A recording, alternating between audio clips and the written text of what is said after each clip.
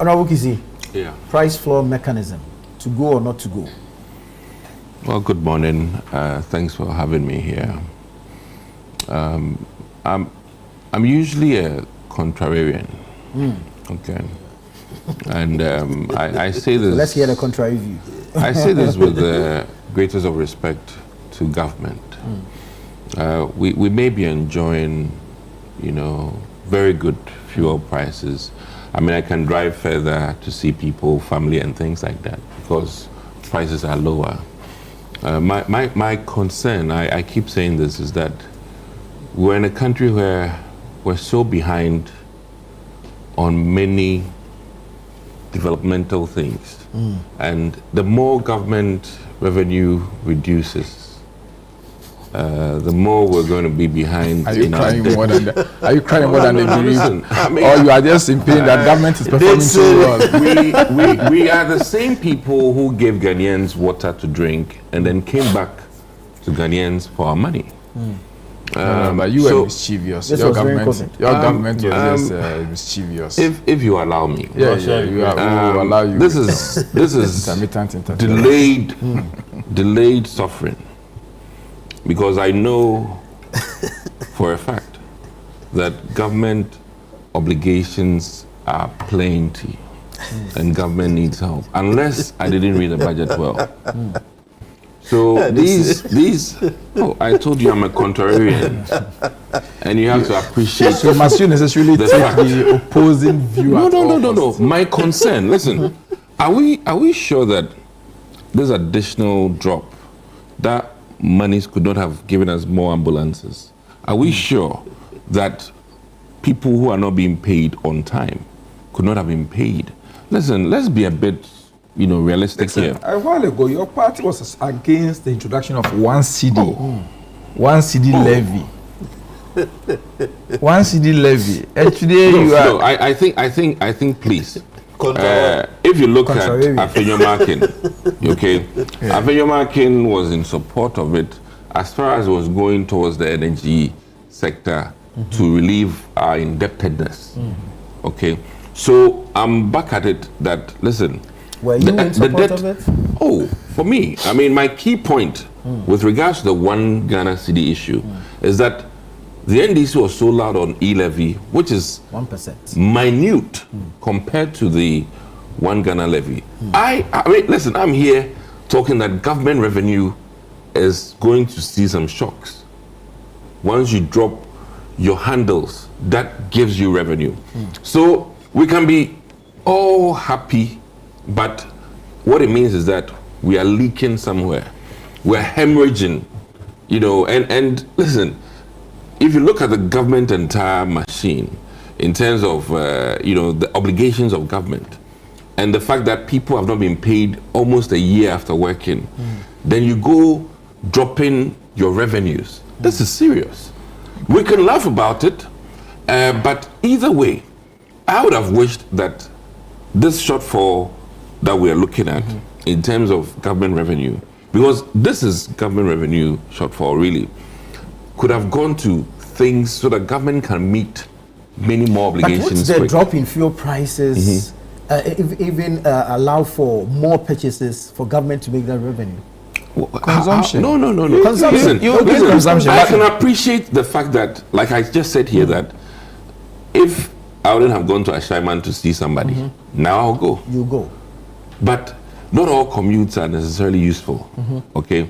My biggest thing is that I would have loved that I don't necessarily need to go to the Ashaiman, but somebody who needs to get paid will get paid, and then that person can do the purchasing. It is more important. But my brother, I think you are misleading us a bit. Government is not controlling the it's price. a deregulated market. No. So don't make it look like government has reduced it and government is losing. Government will still have a statutory payment from every liter of fuel that we buy. And that might even go higher because now consumption will increase. But what has happened is based on the open market forces, supply and demand issues. Period. Okay, to borrow from you, what OPEC does, we can't do anything about. Okay, but then, case in point, if government has no hand in this, then should the NDC take credit. Of course, we take credit for the economic policies that has resulted in the reduction. So If the hand today we your have to do with the forex. if today the foreign exchange rate is lower and stable, it is as a result of the interventions government. Even your party is taking credit for it. That it is Baumia's misled agenda that has got us this far. I don't think you've heard me. Not to say all you. these I'm things. talking about your party. I'm You're a member of the party, unless you no are joining. idea. Unless you are joining the. No. There are Dr. many times that I don't necessarily, sing the same song, and you have to appreciate me. But that doesn't discount the fact that you are still a party member. party member. I'm 100% A member of the fake party. PP. I think when Frimpong meets me, he would not say I'm one of the quote unquote Fake members. Fake members. We are literally of almost the same school of thought with a lot of things he said. But let me say this. You and Frimpong. Let me say this. Don't suspend you. He's my senior colleague. Don't suspend you. May I continue? so one of the key things that I want to add is that, listen, we all Ghanaians will enjoy this. There's no doubt about it. But for me, anytime government revenue, because mind you, this floor ceiling thing still has an iota of government revenue in it, and don't say it is zero. It isn't zero. We said that so my key thing is that, Ato Forson and cabinet are making these decisions. However, we are forgetting one major chunk, which is that government wage bill, government expenditures are quite huge. And if we continue like this, it is more of a delayed revenue, delayed payments that will be seen in this country, and that is where I'm troubled by it. Listen, you can hide behind making things so nice. We've seen businesses like that until they hit bankruptcy. So we need to be very mindful. Listen, I mean, we've seen the Enrons of this world, and we need to be. That's why I'm very much careful that I don't want a situation where we'll hit a very low point of about 8 per, whatever. Per liter. And then the next thing we know, the bubble burst, and then we're at 20.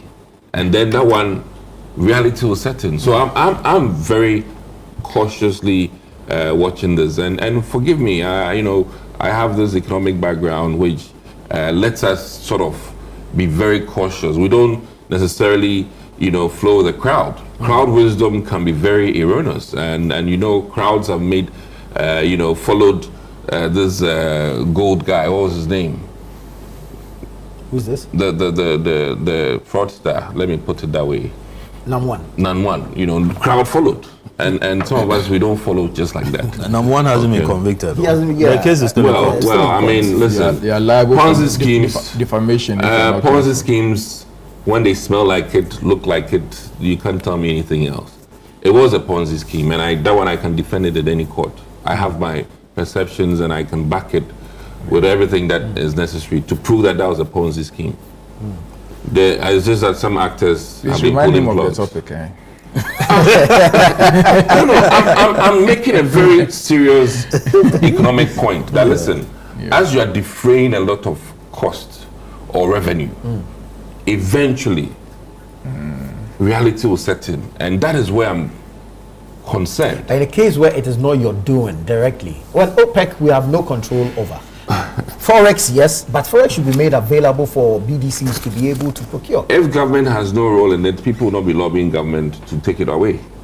If government has no role in it, government can The floor price. can adjust it to a certain level. Government has that autonomy to The one making the advocacy is even selling above the floor price. No, So what I'm if saying is that- indeed there's some genuineness to the call, sell at the floor price. What I'm getting at here is that let's not say that government has no hand. Please, that one I will not buy it. If government has no hand, we'll not be talking to government to do it. You get my point. Sorry to The hand that government has is what we're asking government to take out. Yes, and that is what the other side is arguing. That. If you take it out, you would weaken the industry. True. You would kick out small players. You will create price instability. When you create- weaken supply the challenges. creation of the MPA Yeah. was done under President Kufuor. ChannelOne is fantastic. Keep it up. It was that President Kufuor. That, I mean, we all know where we came from. Where today there wasn't fuel and you know the other queues all over the place. Yeah, exactly. And so the bit about MPA and then how that sector is regulated and all that. I mean, a good creation. I think after that creation, the creation of that authority, I think who was it? Atefa. Kenatefa. No, not Kenatefa. There was another Atefa who became the CEO. Yeah, the CEO. And I mean, it's enjoyed, public support, taking pressure off, the government or the politicians and so on. I remember CEO Nyano, the late, once carried the, and actually had happened years, before. Exactly. So, I mean, so we should enjoy the grace period. We should enjoy it. We should enjoy it. But I think that the cry about government revenue, government unable to meet its obligation is a bit misplaced. I mean, we have rather seen government discharging certain obligations under 1 year, and which is very interesting. I mean, we've seen government paying outstanding debt to independent power suppliers. We've seen government has been paid. Government taking care of bonds that have matured. We do not even, in fact, this administration have done so well that we've not borrowed. No major external borrowing has happened. The thing is, we can't. Not that we, No, I mean, we've seen it the happen. issue. Yeah, but regardless, we have it. We have whatever we can. And we it's have largely it. also because council, that, the MPP literally took on too many projects. Okay? Where are they?